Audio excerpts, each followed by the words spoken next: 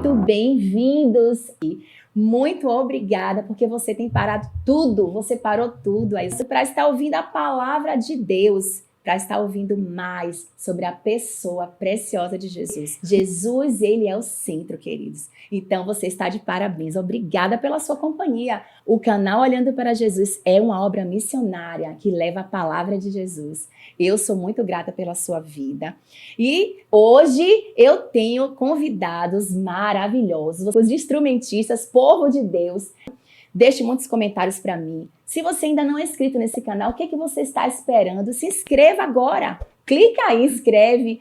E também que você possa deixar muitos comentários. O que é que você tem achado dos podcasts? O que é que você tem achado dos vídeos sobre oração, lives de intercessão, campanha de jejum? Fica aqui comigo, maratonando, que você hoje também possa ser muito edificado. Tenho esse homem de Deus, que é o meu pastor de adoração, pastor Ivan Torres, falar um pouco da sua vida, mas o intuito da gente estar aqui hoje é para glorificar o nome de Jesus. Amém. O homem que já tocou com diversas bandas, vai falar aqui na nossa nação e também fora do país, fora da nossa nação, nos Estados Unidos da América, já viajou, e Carrie Job, Aline Barros, né? Que você já, como é que foi esse seu encontro com Jesus? Depois? Olha, Dé, assim, uma das coisas que eu costumo dizer nesse processo, sempre que eu conto meu testemunho, é que a conversão de qualquer ser humano, ela passa por um momento muito chocante e drástico na vida dela.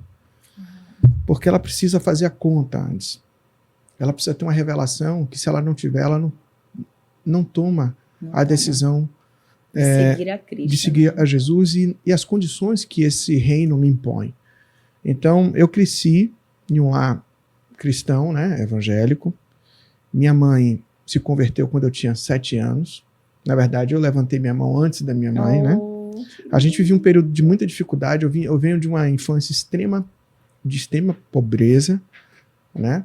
Apesar da minha família, de modo geral, não era de extrema pobreza, mas eu vivia em extrema pobreza. Né? Eu morava num barraco que não tinha banheiro, essas coisas. A gente tinha que fazer muito difícil, as necessidades. Né?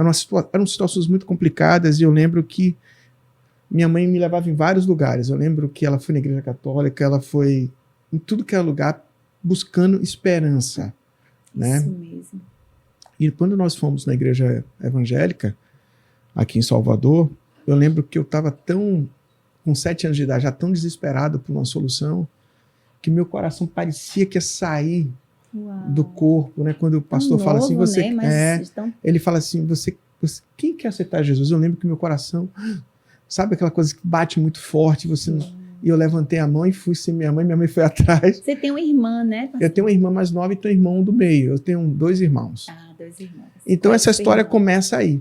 Com 7 anos, mais ou menos, eu já ouvia música em casa, que eu tinha um tio, porque eu ficava de casa em casa, né? Como a gente não tinha muito casa, dia eu ficava na casa da avó, na casa do tio, e eu tinha um tio que ele tocava violão, e ele tocava muito boa música, né?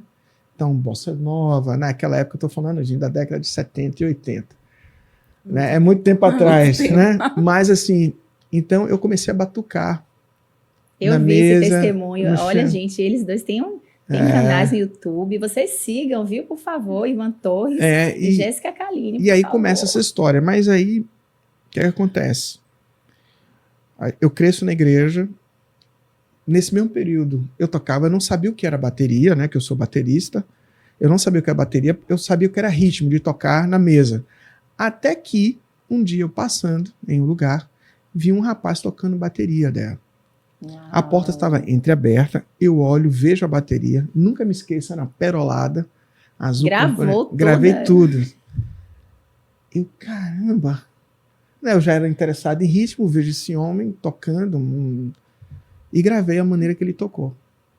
Anos depois, o pastor na igreja diz assim, olha, não tem ninguém para tocar bateria, tem alguém aqui na igreja que toca bateria? Eu levantei a mão. Depois que eu falei, o que eu tô fazendo, né? Eu fui pra bateria e toquei. E nunca mais parei de ter visto o camarada tocar bateria. Mas assim, eu tive altos e baixos, vamos dizer assim, né? Nessa caminhada. Porque no meu tempo, a gente ainda vivia uma situação política no país muito diferente. Você tinha também a questão da dificuldade financeira. Então, eu não era nem sempre bem recebido nos lugares. E quando você não está coberto, foi o que a Jéssica falou, quando você está longe, vamos dizer assim, da cobertura dos irmãos, da igreja, né, do Senhor mesmo, você fica suscetível a qualquer voz. E aí começam as vozes. Isso foi na adolescência. Na adolescência, né? Com os 13 anos, eu decidi que ia ser músico. Aí fui parar na Universidade Federal. Muito engraçada essa história. Eu cheguei lá, ó, eu quero ser músico, eu quero meu filho. Você tem que se formar. Eu falei, não, eu não preciso me formar, eu já decidi, eu já quero ir logo ser músico. O cara riu, mas ele começou a me dar aula. E eu achava que eu estava indo para a universidade, mas na verdade ele estava sendo generoso. Ele marcava comigo 2 vezes por semana na universidade, me ensinou a ler partitura. O professor Fernando, que era o professor de percussão sinfônica da Universidade Federal da Bahia. E Baguinha, que é o professor até hoje da Universidade Federal. Então, eu tive esse cuidado de Deus. Mas a minha conversão mesmo, eu fui tocar no carnaval, aí comecei a tocar com muita gente de sucesso. Então, tudo que eu não tinha na minha adolescência, na minha infância, eu comecei a ter. Conquistar, né? Conquistar.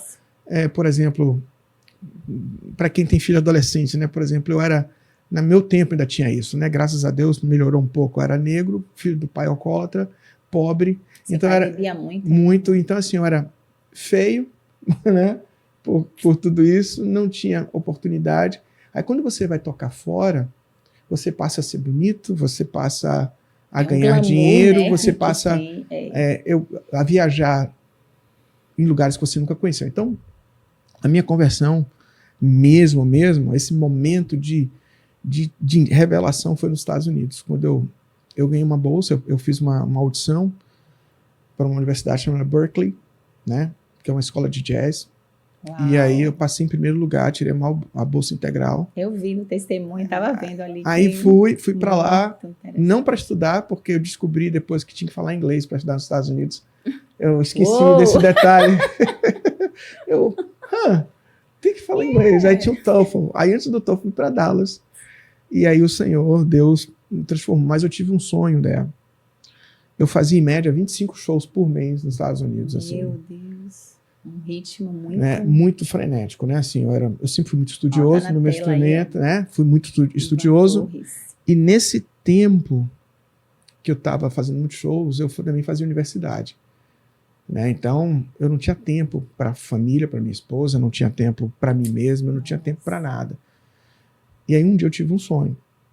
Nesse sonho me aparece Jesus e diz assim, você não me conhece ainda. Que lindo.